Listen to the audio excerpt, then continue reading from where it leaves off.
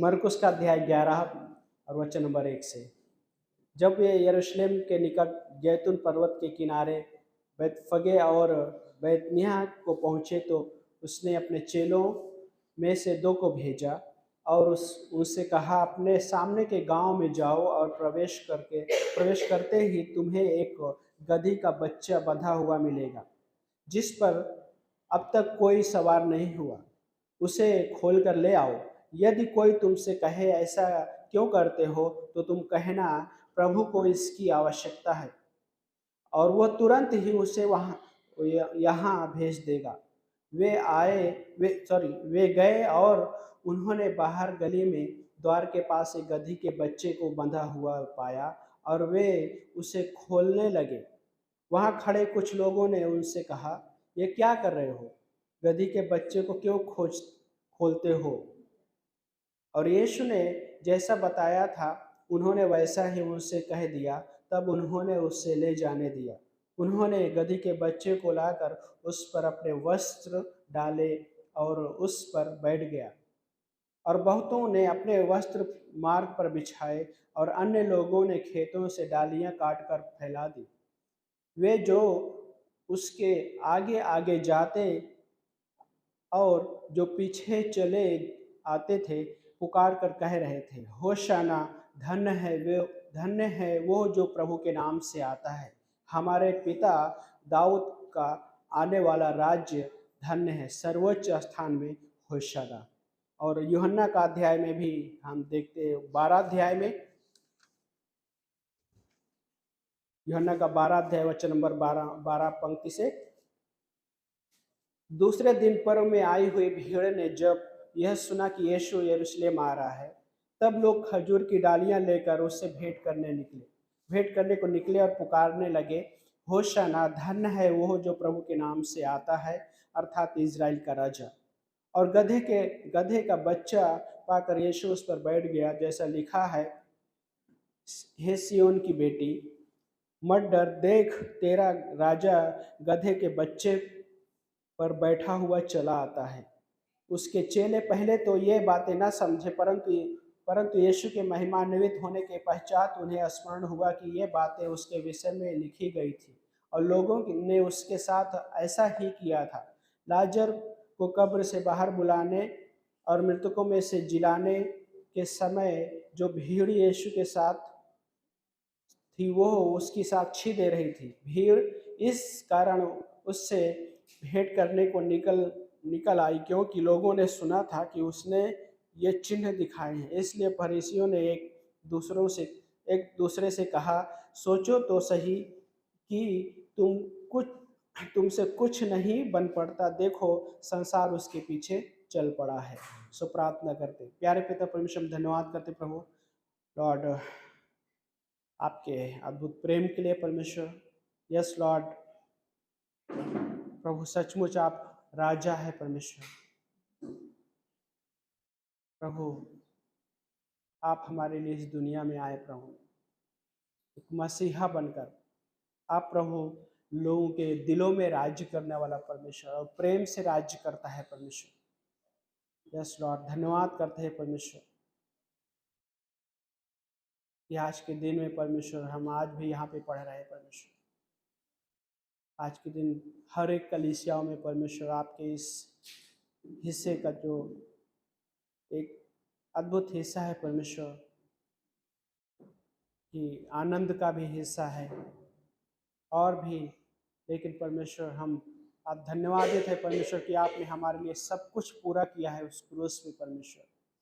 आपके प्रेम में प्रभु हम सबको रखा है परमेश्वर। आज हम मांग रहे हैं परमेश्वर, हर किसी से बातें कीजिए लॉर्ड, आज के हिस्से को आशीषित कर कीजिए परमेश्वर पिता। धन्यवाद करते हैं प्रभु यीशु के नाम से प्रार्थना को मानते हैं, आमीन।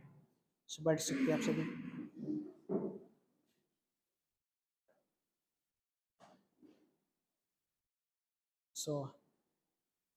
देश है ना कि आज जो हमें पंक्तियाँ पढ़े है ना, यीशु मसीह मरकुस के पुस्तक में जिस तरीके से अपने शिष्यों को भेजा और जब वो जाने से पहले उनको बताया कि जब आप जाओगे वहाँ पे तो एक गधी का बच्चा मिलेगा उसको लेकर आने के लिए। सो लोग पूछेंगे तुमसे, क्यों क्यों आप लेके जा रहे हो? यीशु मसीह ने कहा कि प्रभु को उसकी आवश्यकता है। और शिष्य वहां पे जब जाते तो वैसे ही चीजें घटित होते हुए देखते,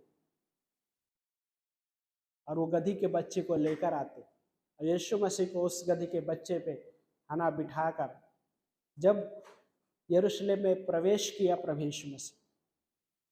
सो यीशु मसीह जब यरूशलेम में प्रवेश किए तो इस समय जब लोगों ने वो चिल्ला उठे, पुकार उठे, होशाना होशाना, धन्य है वो जो प्रभु के नाम से आता है, तो इस समय यीशु मसीह लोगों को रोके नहीं। उसके पहले हम पढ़ते हैं बाइबल कि यीशु मसीह रोकते हैं उन चीजों के लिए, लेकिन ये कि राजा के रूप में लोग पुकार उठे, लेकिन यीशु मसीह इस समय नहीं रोका लोगों, शिष्यों को भी और लोगों को भी नहीं रोके। सो क्या वचन कहता है कि कुछ लोग आगे भी थे और कुछ लोग पीछे भी थे। सो ये भजन संहिता 118 अध्याय का हिस्सा है ना। सो कुछ लोग आगे रहते थे है ना, और पीछे भी, तो भजन गाते हुए उस समय में लोग चलते थे। लेकिन इस समय जो यरूशलेम में प्रभु यीशु मसीह ने विजय प्रवेश की एक घोषणा थी वहां पे कि सचमुच वो परमेश्वर राजा के रूप में है। लेकिन यीशु मसीह जब इस दुनिया में आए तो सारे लोगों की एक आशा थी, और आशा ये थी कि मसीहा जो है वो राजा बनकर आएगा। और लोगों को क्या लगा कि वो राजा है तो किसी राजघराने में जन्म लेगा, लेकिन यीशु मसीह डिफरेंट तरीके से आना हुआ, लोगों के अनुसार नहीं, लेकिन यीशु मसीह वो रियल में वो है, वो मसीहा है, वो राजा भी है। लेकिन यूहन्ना उसको जब लिख रहे तो यूहन्ना भी अलग तरीके से लिख रहे। यहाँ पे लोग पुकार रहे थे वहां पे, जब यीशु मसीह जब वहां से रास्ते से जा रहे थे तो खजूर की डालियां बिछाए लोगों ने, और जब डालियां पड़ गए, कम पड़ गए, कपड़े भी बिछा दिए, स्वागत में बिछा दिए, आदर में भी, परमेश्वर के आदर में, लाइक मसीहा को जो आदर था उस आदर में उन्होंने क्या किया, कपड़े भी बिछा दिए। और यूहन्ना का जो 12 अध्याय में हम देखते हैं वचन नंबर 15 में, वहां पे बोलता है कि हे सियोन की बेटी मत डर, देख तेरा राजा गधे के बच्चे पर बैठा हुआ चला आता है। सियोन की बेटी यरूशलेम को संबोधित कर रहे यहाँ पे कि देख तेरा राजा गधे के बच्चे पे आ रहा है। और ये जकरिया का 9 अध्याय वचन नंबर 9 में ये पंक्ति है। और उस हिस्से में जब पढ़ते तो अद्भुत पंक्ति कहने का मतलब क्या, किस तरीके से जकरिया लिख रहा है, किस प्रकार से रख रहा है जकरिया। और वो इस प्रकार से रख रहे,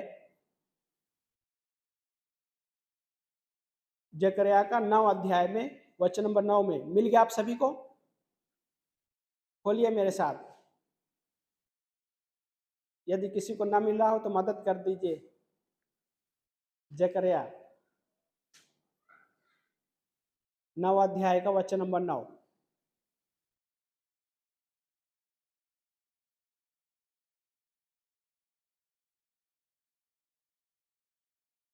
मिल गया? ओके। वचन नंबर 9 में लिखा है, हे सियोन की पुत्री अति आनंदित हो, हे यरूशलेम की पुत्री जय जयकार कर, देख तेरा राजा तेरे पास आता है, वो धार्मिकता और उद्धार से संपन्न है। हाँ, उस राजा के बारे में क्या कहा गया है? वो धार्मिकता और उद्धार से संपन्न है, मतलब परिपूर्ण है वो।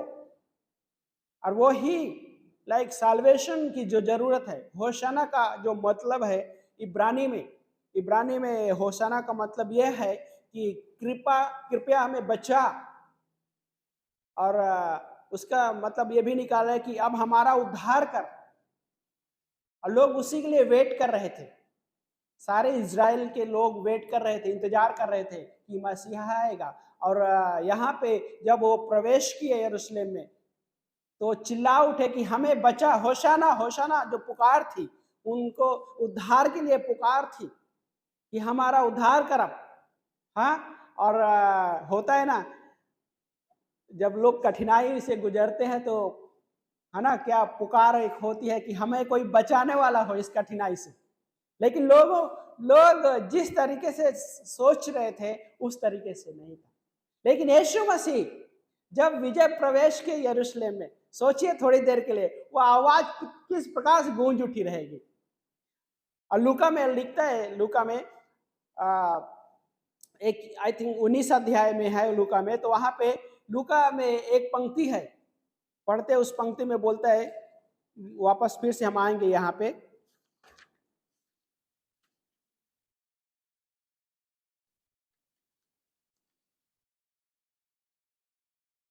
लूका का 19 अध्याय वचन नंबर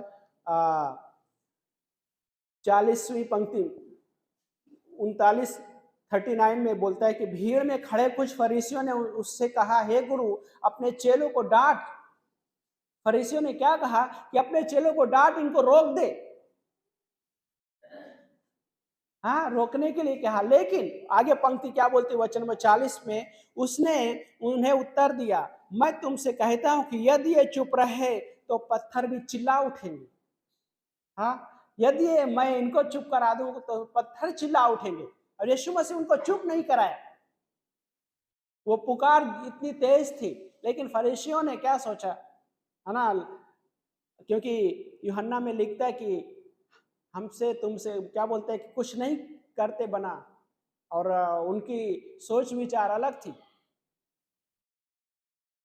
कि हमारा, जो फरीसियों का ये था कि फरीसियों का जो आदर है ना, जो वो सम्मान चाह रहे थे, वो सब कुछ क्या है, कैसा लग रहा, खो खो दे रहे हो।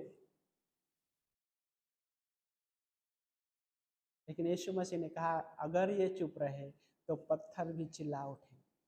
यीशु मसीह बोलता है, वचन बोलता है एक नए नियम में कि परमेश्वर अपनी जो महिमा शिशुओं और दूध पीते बच्चों से अपनी महिमा कराता है। शिशुओं और दूध पीते बच्चों से।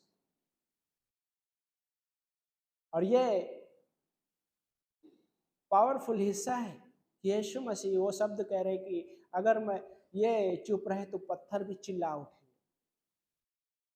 लेकिन सोचिए, हमारे लिए, हमें परमेश्वर ने एक जीवन दिया है। हाँ, एक हम जीवित है क्योंकि वो उद्धार करता जब इस दुनिया में आया, तो उद्धार के लिए जो मनुष्य जाति के लिए जरूरत थी, उसमें वो परिपूर्ण थी। यीशु मसीह परिपूर्ण था, 100% परिपूर्ण था वो। और धार्मिकता जो इंसानी जाति को, है ना, जो राइचियसनेस जो नीड था, वो धार्मिकता यीशु मसीह ने हर वो विश्वास करने वाले को पूरी तरीके से धार्मिक घोषित किया। वो धार्मिकता का मतलब कि परमेश्वर जितना पवित्र है उतना ही पवित्र उस व्यक्ति को कर देता है जो विश्वास करता है, उतना ही पवित्र ठहरा देता है, घोषणा कर देता है कि जितना पवित्र परमेश्वर है। और यही तो खास बात है, इस दुनिया में किसी इंसान से पूछो क्या आप उतना पवित्र है जितना परमेश्वर पवित्र है, शायद उत्तर नहीं मिलेगा, है ना, शायद उस तरीके से उत्तर नहीं मिलेगा। लेकिन परमेश्वर ने हमें उतना पवित्र करता है जितना वो स्वयं है। हमें धार्मिक घोषित करता है और उसके पास वो धार्मिकता, और क्या बोलते हैं जकरिया 9, कि वो धार्मिकता और उद्धार से संपन्न था, परिपूर्ण था पूरी तरीके से। और ये जकरिया जब लिख रहा है जकरिया 9:9 में, और दिन उसके बाद आगे लिखा हुआ है कि वो नम्र है। हाँ, दूसरी तीसरी विशेषता उसके बारे में बोलता है कि वो नम्र है। हाँ, इस दुनिया में राजा, हर एक राजा शायद इस तरीके से खरा नहीं उतर सकेगा। नम्र की बात आती है ना, तो अच्छे अच्छे पोस्ट वाले होने दो, नम्र नहीं हो पाते। लेकिन यीशु मसीह नम्र नम्र हुआ, वो हर एक हिस्से में नम्र हुआ। और उसके बारे में कुछ चीज़ें मैं लिख रहा था कि वो गधी के बच्चे पर बैठा, तो क्या बोलता है कि वो युद्ध के घोड़े पे नहीं सवार था, लेकिन क्या गधी के बच्चे पे बैठा हुआ। लद्दू लिखा है कि लद्दू के बच्चे घोड़े पे, है ना। पुराने नियम में जब कोई राजा बनता तो घोड़े घोड़े का इस्तेमाल करते थे राजा।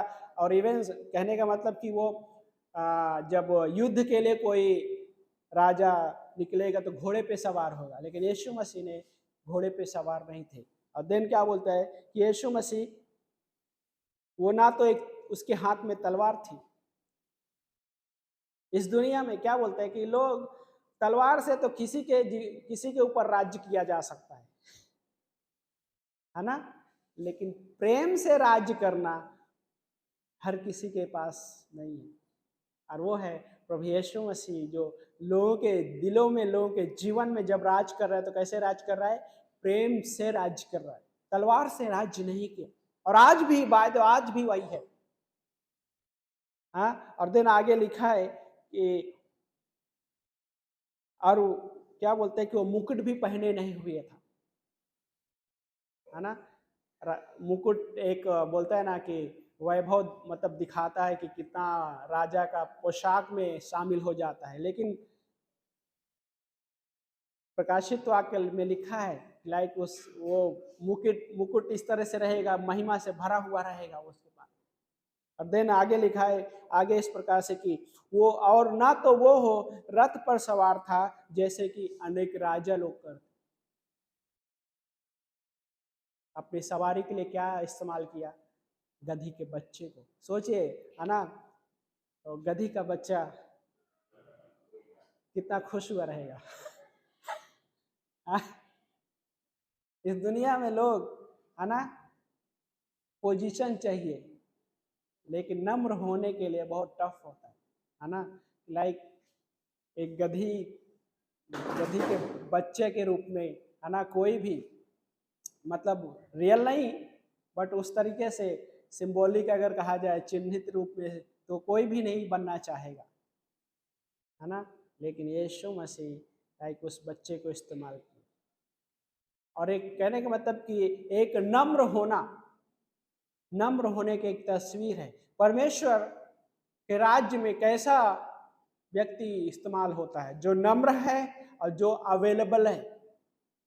परमेश्वर ऐसे लोगों को इस्तेमाल करता है। परमेश्वर ऐसे लोगों को नहीं इस्तेमाल करेगा जिनके पास टैलेंट भरा हो। इस दुनिया में बहुत सारे टैलेंट वाले हुए, लेकिन परमेश्वर उनको नहीं इस्तेमाल करा है। भजन संहिता 51 हम पढ़ रहे थे बाइबल क्लास में। भजन संहिता में 51 अध्याय में वहां पे राजा दाऊद लिख रहे 51 में वचन नंबर 17 में लिखा है कि टूटा मन परमेश्वर के योग्य बलिदान है। और आगे लिखा है कि हे परमेश्वर, तू टूटे और पिसे हुए हृदय को तुच्छ नहीं जानता। 51 वर्ष नंबर 17 मिल गया, 17वीं पंक्ति पढ़िए एक जन को, ये आपके बाइबल में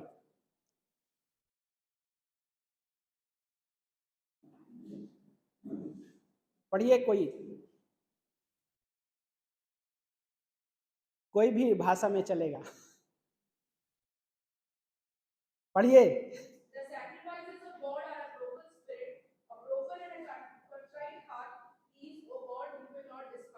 है ना, परमेश्वर लोगों को तुच्छ नहीं जानता। और आगे पढ़िए, कोई एक जन पढ़िए, और भी कोई लैंग्वेज, मराठी, तमिल, मलयाली। हाँ,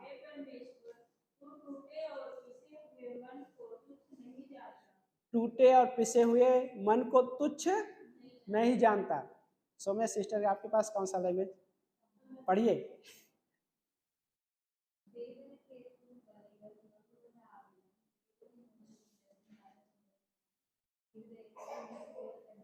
है ना, अच्छा है ना। परमेश्वर की महिमा हो। परमेश्वर ने लाइक हम सबके पास हर एक पर्टिकुलर लैंग्वेज में, बाइबल बाय द वे एक ऐसी पुस्तक है, परमेश्वर की पुस्तक है, सबसे ज्यादा लैंग्वेज में जो वो है बाइबल। इस दुनिया में सबसे ज्यादा लैंग्वेज में वो बाइबल अवेलेबल है, क्योंकि परमेश्वर हर उस व्यक्ति से बात करना और संबंध रखना चाहता है। कोई भी लैंग्वेज को होने दो, मैटर नहीं करता, लेकिन परमेश्वर का प्रेम मैटर करता है। हाँ, परमेश्वर को प्रेम मैटर करता है, इसीलिए तो उसने अवेलेबल किया। हाँ, इसीलिए तो वो हर एक के प्रति वो चाहता है कि लोग उसको जाने, उस परमेश्वर के प्रेम को जाने, परमेश्वर को जाने। और यही है खूबसूरती उस परमेश्वर की। और दाऊद यहाँ पे लिख रहा है कि इस तरीके से कि परमेश्वर टूटे और पिसे हुए हृदय को तुच्छ नहीं जानता। मतलब क्या कहने का मतलब कि ब्रोकननेस, लाइफ बहुत इंपॉर्टेंट है, ब्रोकननेस। और हर एक इंसान टूटता नहीं है, कई बार नम्र नहीं होना चाहता है, वो अपने टैलेंट पे अड़ा हुआ हो सकता है। मेरे पास टैलेंट है, गॉड बोलता है ओके ठीक है, आपको काम आएगा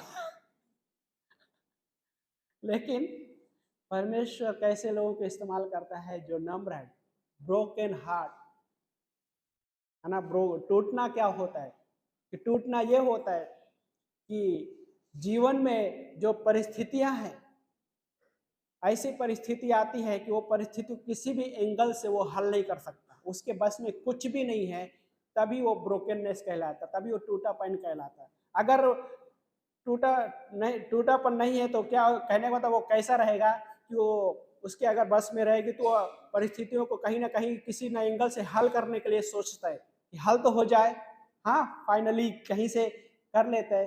लेकिन जब कुछ भी नहीं कर सकता, वही है टूटापन। और परमेश्वर वो चीज लेकर आता है मनुष्य के लाइफ में। यदि किसी के लाइफ में अभी तक टूटापन नहीं आया है तो रेडी रह सकते हैं क्योंकि उसके बाद ही परमेश्वर इस्तेमाल करता है, उसके बाद ही उसका पार्ट चालू होता है। यूहन्ना में लिखा कि जब तक गेहूं का दाना मरता नहीं है तब तक वो फल नहीं लेकर आता। और यही टफ होता है कई बार मसीह लाइफ में भी, क्योंकि जब तक दाना मरेगा नहीं तब तक फल नहीं आएगा उसमें। दाने मरने के बाद उसमें फल लगता है। और पौलुस इसलिए कहता है कि मैं हर दिन मरता हूं, हर दिन। लेकिन यीशु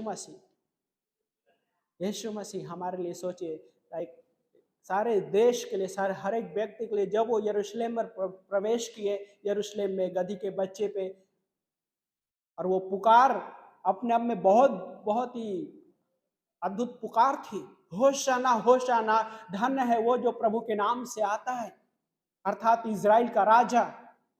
लेकिन सचमुच जब लोगों के जीवन में वो राज करने लगा, राज किया भी, लोगों को नहीं हजम हुआ।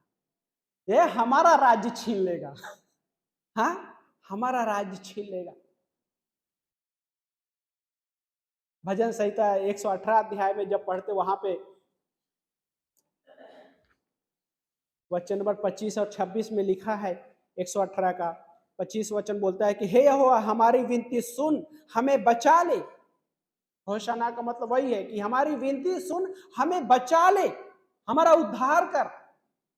और आगे पंक्ति बोलते हैं कि हे यहोवा हमारी विनती सुन, सुख समृद्धि दे।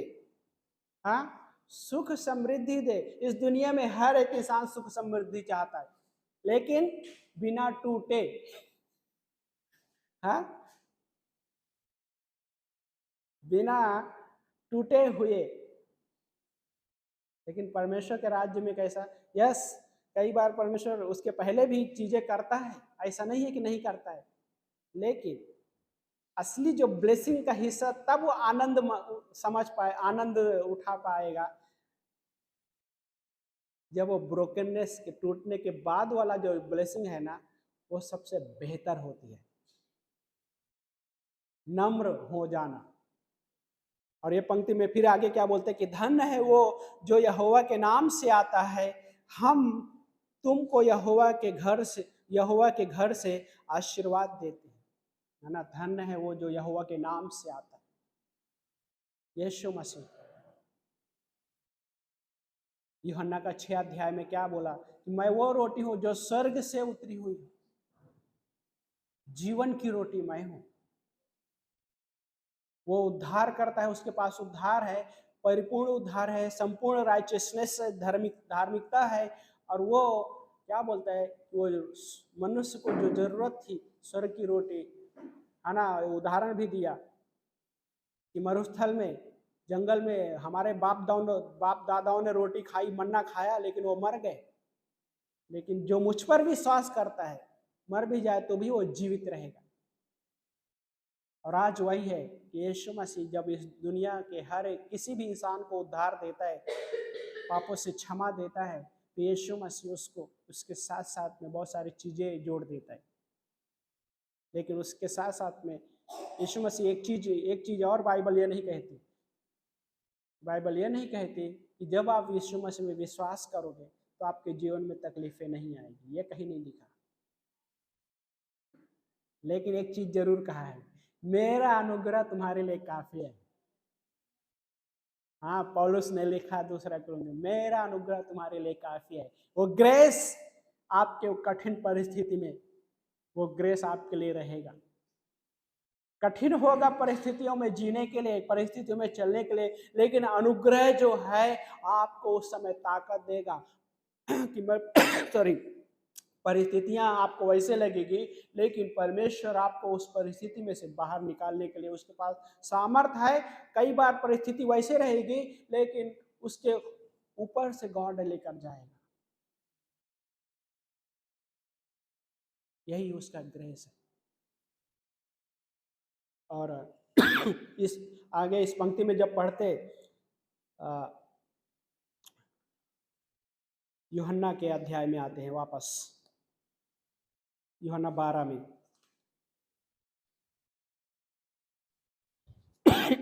सॉरी, तो इस पंक्ति में वचन नंबर 16 में लिखा है कि उसके चेले पहले तो ये बातें न समझे, परंतु यीशु के महिमान्वित होने के पश्चात उन्हें स्मरण हुआ। सबको नहीं पता, चेले लोग क्या लगा उस समय उस चीज को नहीं समझ पाए। जब लोग होशाना होशाना पुकार रहे थे, मतलब आदर भी कर रहे थे और ये भी मांग कर रहे थे कि हमें बचा, हमारा उद्धार कर।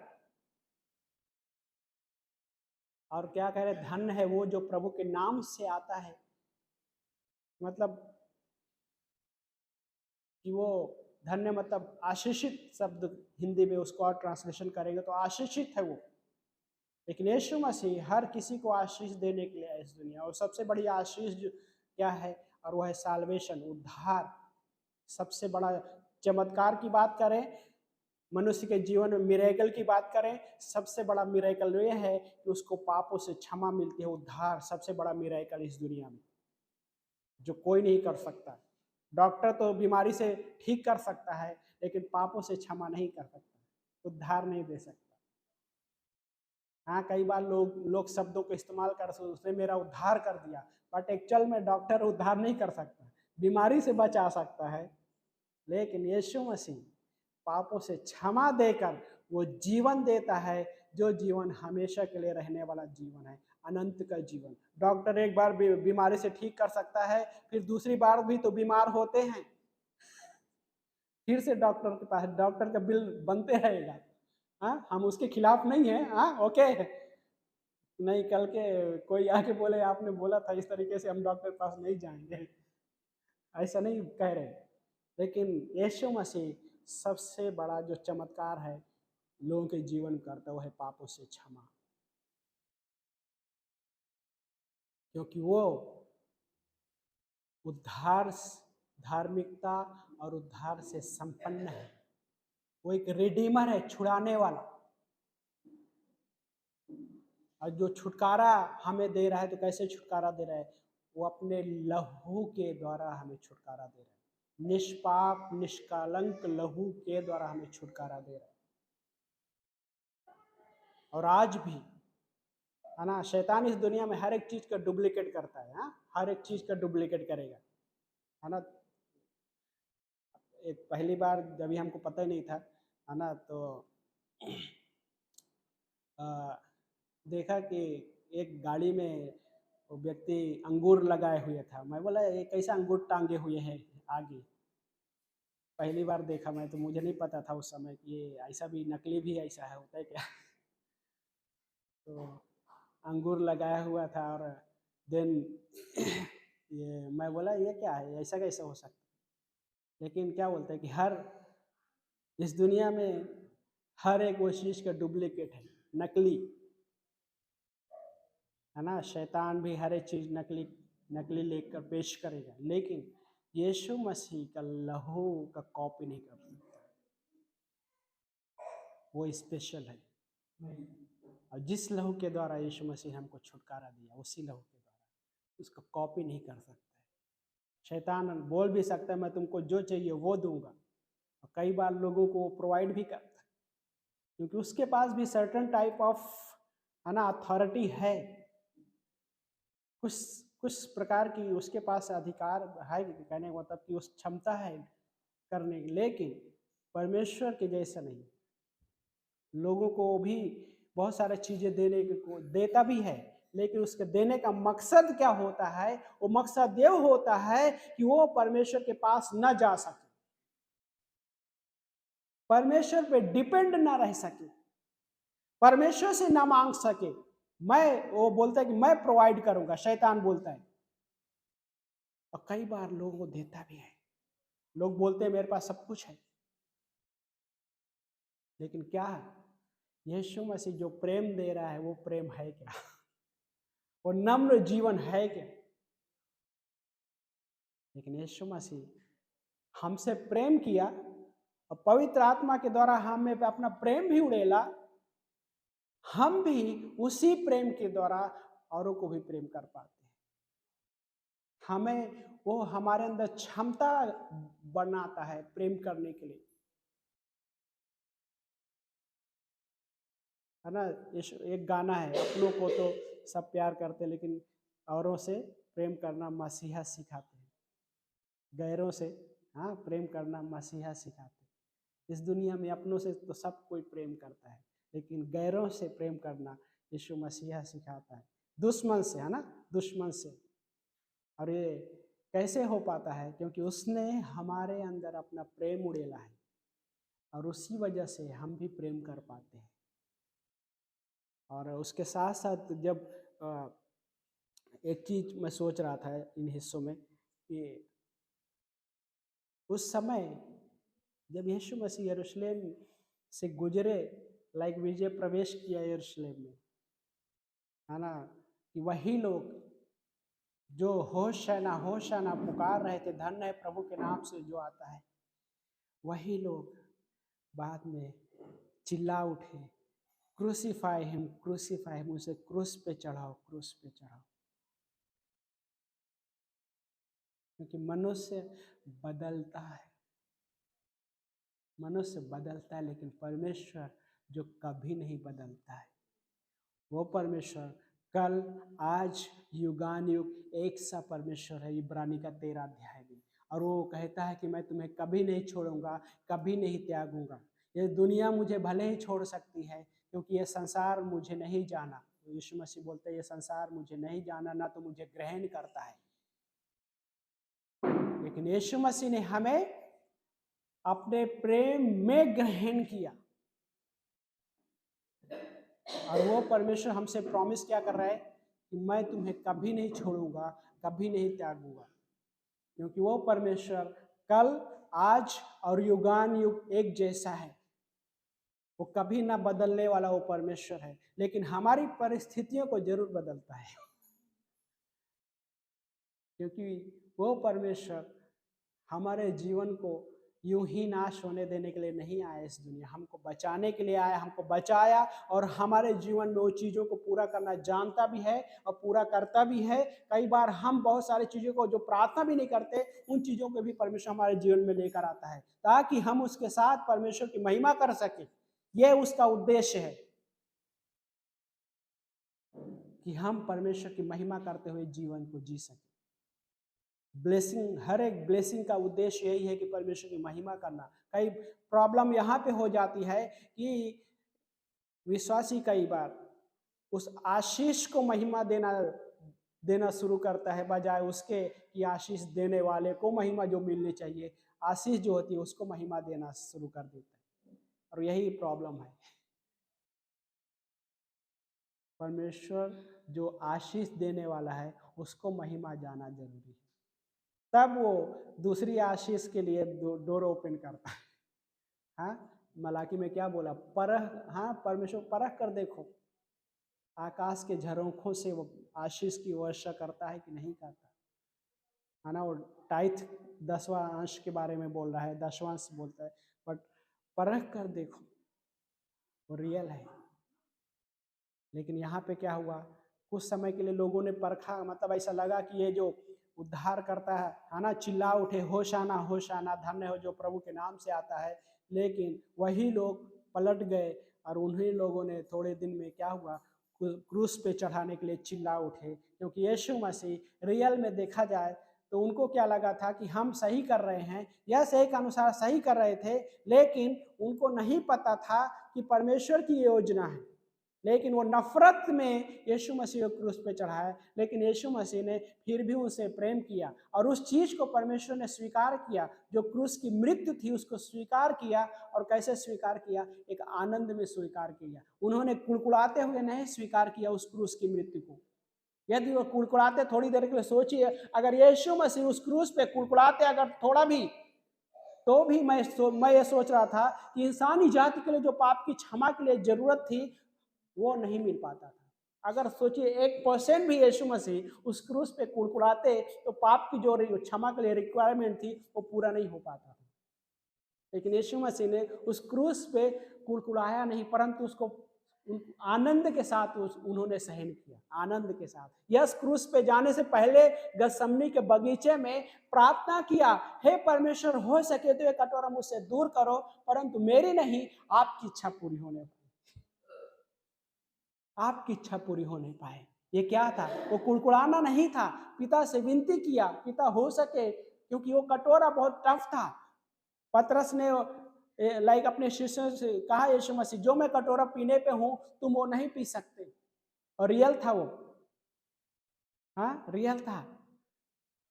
याकूब और क्या बोलते हैं, याकूब की माँ ने बोला कि मेरे दोनों बेटों को अपने दाहिने और बाएं बिठाना।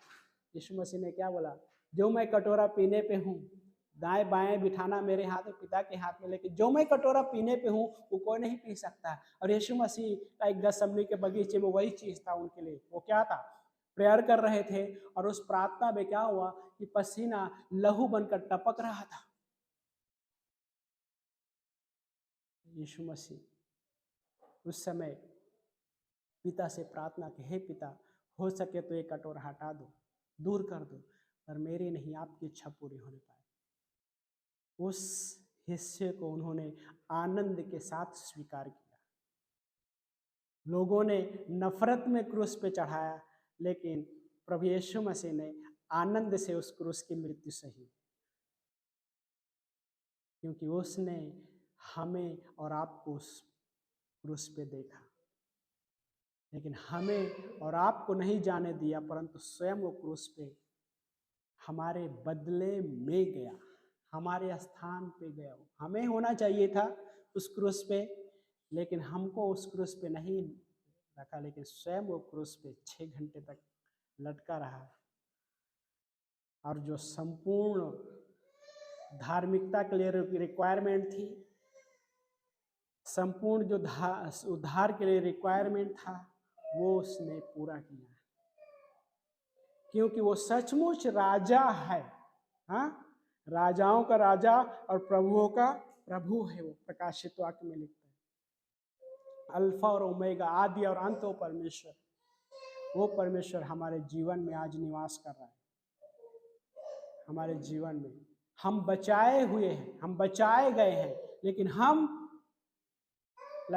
हमारे लिए भी अच्छा कि होशाना होशाना, हम भी आनंद से पुकारते हैं उसको, लेकिन वो परमेश्वर हमें बचा लिया है। और वो परमेश्वर हमें अपने प्रेम को अनुभव करा रहा है कि हम उसके प्रेम को अनुभव करते हुए जिए, इस जीवन का आनंद उठाएं और परमेश्वर को महिमा दें। और जब इस तरह से एक विश्वासी उस प्रेम में में जीवन व्यतीत करता है, परमेश्वर के साथ वो आगे बढ़ता है। जो आत्मिक जीवन में उन्नति जरूरी है एक विश्वासी के लिए, उस उन्नति में आगे बढ़ता है, क्योंकि परमेश्वर नहीं चाहता कि उसके बच्चे हमेशा बच्चे ही रहें। हाँ, हमेशा बच्चे रहें। वो परमेश्वर चाहता है कि वो बड़े हों, है ना। क्या इसलिए बोलता है कि सिर्फ दूध पीते ही बच्चे ना बनो, परंतु ठोस आहार खाने वाले, ठोस आहार। और वो ठोस आहार क्या है? परमेश्वर के वचन में बहुत सारे जो सिद्धांत होते, डॉक्ट्रिन होते, उस चीज मजबूत होने के लिए, क्योंकि जब ठोस आहार मिलता है तब फिर मजबूत होते हैं। लेकिन दूध पीने वाला क्या होता है?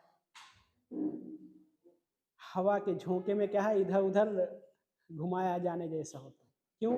वो बर्तन देखा रहेगा ना, जिसमें बेस नहीं रहेगा, थोड़ा सा धक्का मारेगा तो इधर घूमने लगता है। क्या बोलते हैं उसको हिंदी में? क्या बोलते हैं उसको?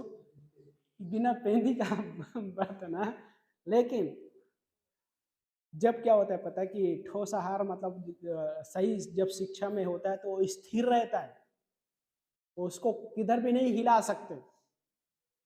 तो कई बार विश्वासी इधर भी जाएगा इधर भी जाएगा। क्या है? क्या गॉड वो चाहता? नहीं, गॉड चाहता है कि परमेश्वर के वचन में मजबूत हो और स्थिर रहें। जब तूफान आए तो स्थिर हो सके। इसलिए यीशु मसीह ने वो पहाड़ी उपदेश में मेंशन किया था क्या, कि बुद्धिमान व्यक्ति वह है जो अपना घर कहाँ पे बनाया है? चट्टान पे, बालू की रेत पर नहीं। क्योंकि जब चट्टान पे घर बनाया हुआ रहेगा, आंधी तूफान लहरें आएगी तो उसको हिला नहीं सकेगी। लेकिन मूर्ख व्यक्ति वो है जो अपना घर कहाँ पे बनाया? बालू की रेत पे बनाया। और वही मिलता जुलता है कि बालू की रेत पे बनाया और यहाँ पे कोई बेस नहीं है। हाँ, हवा चलेगी तो इधर भी जाएगा इधर भी जाएगा। हाँ, और जो रेत पे घर बना हुआ है, एक लहर आएगी, एक ही लहर में पूरा घर ढह गया। फिर क्या होता है? अरे यार, मैं तो सोचा था यीशु मसीह के पास आने के साथ सब कुछ अच्छा हो जाएगा। यीशु मसीह ने बोला अच्छा हो जाएगा, लेकिन यीशु मसीह ने नहीं बोला कि तकलीफ नहीं आएगी। यीशु मसीह ने ये नहीं बोला, लेकिन यीशु मसीह ने ये जरूर बोला कि अपना घर कहाँ पे बना रहे हो वो डिपेंड करता है। क्या आप चट्टान पे बनाए? क्या जब मैं तुमको सिखाना चाह रहा था, क्या मेरी शिक्षा को तुमने ग्रहण करना सीखा? क्या नहीं। देन क्या? तब तो इधर भी जाने में मजा था, इधर भी जाने में मजा था। कई बार विश्वासी जीवन जीते बाय यहाँ पे भी जाएंगे वहां पे भी जाएंगे। यहोशू ने एक चीज बोला था, कब तक तुम दो विचारों में लटके रहोगे। एलिया ने भी कहा, कब तक तुम दो विचारों में लटके रहोगी? आज वो समय है, निर्णय लो कि यहोवा की सेवा। यहोशू ने बोला, मैं और मेरा घराना परमेश्वर यहोवा की सेवा करेंगे, है ना। दो नाव पे चलने वाला विश्वासी कभी नहीं चल पाएगा परमेश्वर के साथ जो चलना चाहिए। दो विचारों में लटका हुआ व्यक्ति।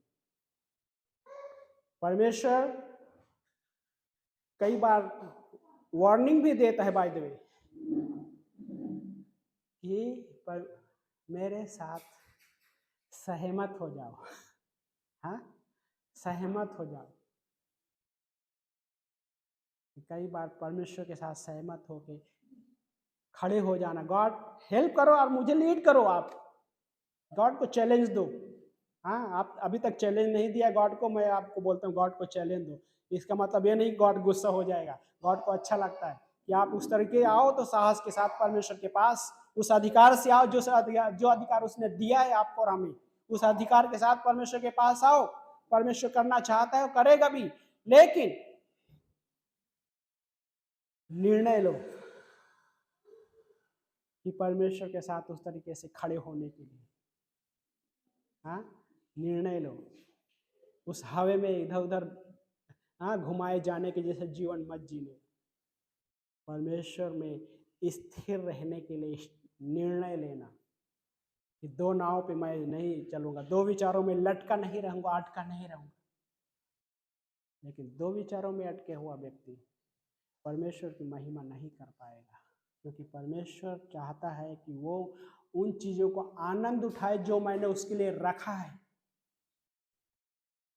हाँ, आनंद उठाए उन चीज़ों के लिए जो मैंने रखा है। और वही है, वो हमें आशीष देने के लिए लोगों ने पुकारा कि धन्य है वो जो प्रभु के नाम से आता है, लेकिन वो परमेश्वर हमें आशीष देने के लिए आया, क्योंकि वो राजाओं का राजा और प्रभुओं का प्रभु है। हाँ, उसके लिए भेंट तो चढ़ाई गई जब जन्म हुआ, लेकिन सबसे बड़ी भेंट उसने वो क्या दिया? सबसे बड़ा तोहफा ये हमारा जीवन और उद्धार का जीवन, वो तो और भी बड़ा तोहफा है ना? ये दुनिया में भी लोगों को भी पता है, जो उद्धार में नहीं उनको भी पता है कि ये जीवन तोहफा अनमोल है, लेकिन उनको ये भी नहीं पता कि उद्धार के बाद वाला जीवन कितना अनमोल है, कितना बड़ा तोहफा है, वो नहीं पता। लेकिन जो एक विश्वासी, उद्धार ग्रहण किया हुआ विश्वासी, उसके पास परमेश्वर को वो तोहफा है जो उसकी कीमत ही नहीं, बहुत ही बहुमूल्य है, क्योंकि उसने अपने लहू से हमें खरीदा है और वो परमेश्वर हमारे अंदर निवास कर रहा है जिस समय हम विश्वास करते हैं। और वो परमेश्वर ने हमारे अंदर पवित्र आत्मा के द्वारा अपना प्रेम को उड़ेल दिया, ताकि हम प्रेम में जिए, उसके प्रेम को अनुभव करें और हम औरों को भी प्रेम कर सकें। आमीन। आइए प्रार्थना करते हैं। प्यारे पिता परमेश्वर, हम धन्यवाद करते हैं प्रभु जी इस दिन के लिए, परमेश्वर इस समय के लिए परमेश्वर हम धन्यवाद करते हैं परमेश्वर की जो आप प्रभु हमारे लिए इस दुनिया में आए परमेश्वर। यस लॉर्ड, होशाना होशाना। लोगों ने पुकारा, आपकी आराधना किया प्रभु, आदर दिया, लेकिन वही लोग बाद में क्रूस पे चढ़ाए, लेकिन उनको नहीं पता था कि यह परमेश्वर की संपूर्ण मर्जी है कि वो उद्धार करता हमारे लिए इस दुनिया में आया है, तो क्रूस पे बलिदान होने के लिए। उनको नहीं पता था, उन्होंने नफरत से चढ़ाए क्रूस पे, लेकिन परमेश्वर आपने उसको आनंद के साथ स्वीकार किया प्रभु। धन्यवाद करते हैं परमेश्वर। हम प्रभु इस समय प्रार्थना करें इस भवन में बैठे हुए हर एक व्यक्ति के लिए प्रभु यीशु मसीह, हर एक के जीवन को परमेश्वर हम आपके हाथों में सौंपते हैं परमेश्वर। प्रभु आप लोगों से बातें कीजिए, आप लोगों के जीवन में अद्भुत काम कीजिए परमेश्वर।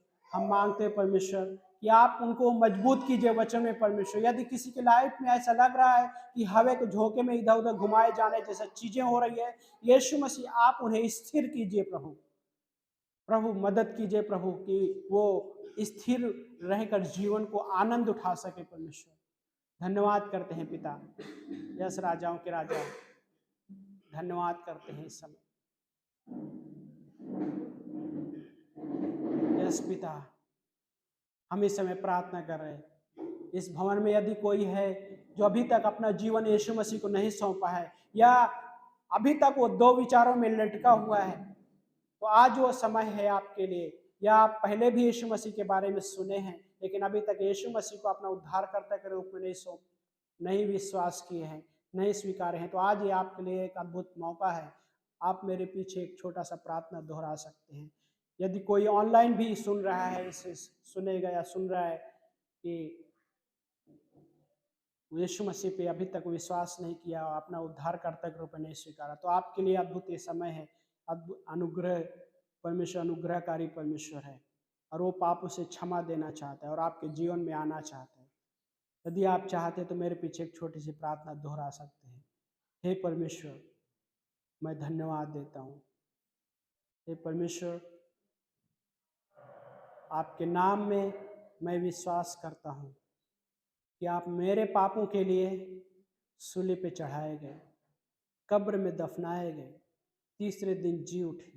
इस संदेश पर विश्वास करता हूँ प्रभु यीशु, मैं आपको अपना उद्धारकर्ता के रूप में स्वीकारता हूँ या स्वीकारती हूँ प्रभु यीशु के नाम में, आमीन। यदि यह प्रार्थना आपने किया है तो पवित्र शास्त्र इस बात की गारंटी देता है कि आपके सारे पाप क्षमा हो चुके हैं। आप उस प्रेम में अपनाए गए हैं और आपको उस प्रेम से कोई अलग नहीं कर सकता है।